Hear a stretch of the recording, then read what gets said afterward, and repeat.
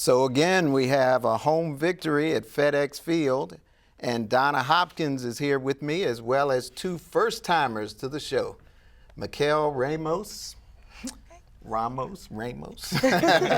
We're going to call you Ramos. I'm cool with that. Right. She is the host of the Flex Zone. And sports analyst, Byron Dixon. Happy to be here, Mom. It's great to have you guys here. Welcome to the Sideline Report. So now, let's talk about this game. I mean, the Redskins' big victory, 47 points. Did any of you expect that? I mean, let this first, in the words of the great Kirk Cousins, how you like that? Because let this sink in your brains and in your body. The Washington Redskins beat a New Orleans Saints team with Drew Brees and put up 47. Yeah. And still in the thick of it, in the poor NFC East. Yeah. I think when you look at the two teams and everything, you saw it was going to be a shootout. It was 14-14. And everybody thought that it was going to come down to that last moment. And nobody expected that the Redskins defense was going to be able to hold them to 14 points. Not a Drew Brees team that had been scoring like 30-plus points and everything. So you saw that the offense would probably score that many points, and that was the most all season long. But you didn't expect the defense to hold them to 14 points. That was like, what? What happened there? I think that's a testament to Jay Gruden. I mean, he's taking a lot of criticism, but you see he's starting to form the team like he likes. Kirk Cousins, he's been a roller coaster, but this week he was up. The Saints' defense is the perfect remedy for that. In his last 4 home games, 9 touchdowns, 0 interceptions. He's getting it done, and when he doesn't turn the ball over, Redskins have a great chance to win. That's the key. But that's the key. The key was they ran the ball again. Because welcome back, Alvin Morris. Yeah, because when you look back at the Redskins' running game over the last 4 weeks, they've averaged like 51 points, and they ran the ball, 172. They ran the ball like 51 times, and everybody is saying, what happened to Alfred Morris? Well, over those 4 games, he only had the ball 29 attempts with 51 yards.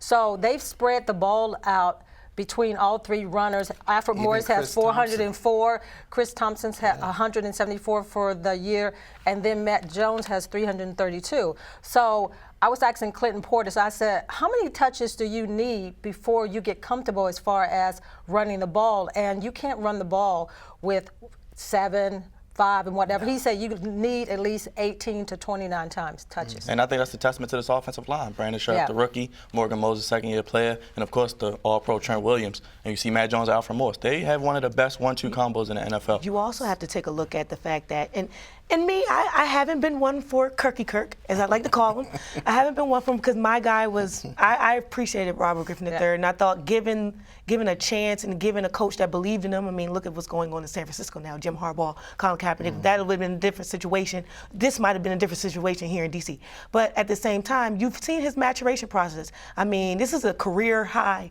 game for him. This was the pinnacle of his career. And it's good to see him maturing, the interceptions going out, and it's good to see a guy looking like he can lead a team.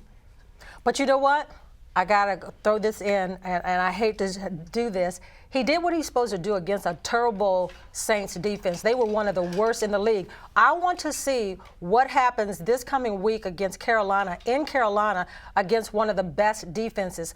That same production that the offensive line had this past week, the same production that the defense had, they're going to have to show up in Carolina and have that same intensity against a much better defense than they faced with the Saints. And one thing that the players did say in the locker room is that they need to keep that intensity. Yeah. Because they actually worked harder in practice, from what I heard from them last week. And they said they can't sit back on their laurels. They got to keep working hard. But why would they not work hard all season long, and then this is the best practice day? But I think the coaches internal. You have to understand. Require it, I think, before. I think they're trying to get that together. But health is a big thing for this team. Deshaun Jackson's back, Pierre Garçon, Jordan Reed. He was an all-pro caliber player. Let's talk about that defense. I mean, because the defense held them to 14 let's be real. points. Let's be real, man. The New Orleans Saints, and nothing against Drew Brees, because we've all enjoyed watching Drew Brees over there. We've watched the Saints mature ever since Hurricane Katrina. We've seen them mature into a team that's been everybody's scared of them. And coming into this game, let's face it, most people thought that the Redskins would be taking an L. So let's be real. Yeah, because they thought Drew Brees was going to have one of those days again.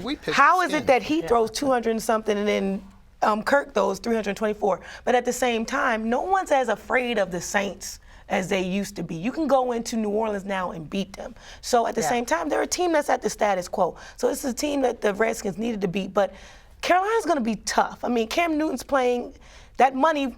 He deserves it. And MVP candidate for sure, because they said that he wasn't going to have nothing. He's worked that totally, completely. And they're a complete team on the defensive side of the ball as well. So they're showing people, they're showing not just the NFC, but the whole NFL how to play football and play it effectively. So that's going to be huge. It's like the Patriots on Sunday and Monday. So give the Redskins credit, though. Last time they played an undefeated team, the Falcons. Let's not forget. Kirk Cousins had a chance. They should have won that one. Interception. Yeah, they had receiver opportunities. miscommunication. They play hard. So if you can play defense and run the ball as you seem the team able to do, they have a shot to play against anybody. Yeah, but who was the player of that game? Who would you say? Or was it the defense or the offense that really made I think when you go? look at this team, you have to say you give it to all three phases, because we always say that it takes three phases of the team to win the game. And this was the first game that all three phases showed up and was productive in this win. And that defense, Deshaun Golston, getting him as a leader on that defense, you put him with a D'Angelo Hall, Terrence Knight, and Pot Roast clogging up the middle. Pretty good defense. You had all people back. Well, I tell you what, we're going to take a quick break. All three of you guys showed up here in this first segment. And we're going to take a quick break and return with former Sideline Report co-host and now ESPN reporter Josina Anderson, who will join us by phone to discuss this crazy NFL season. We're just getting started, so stick around.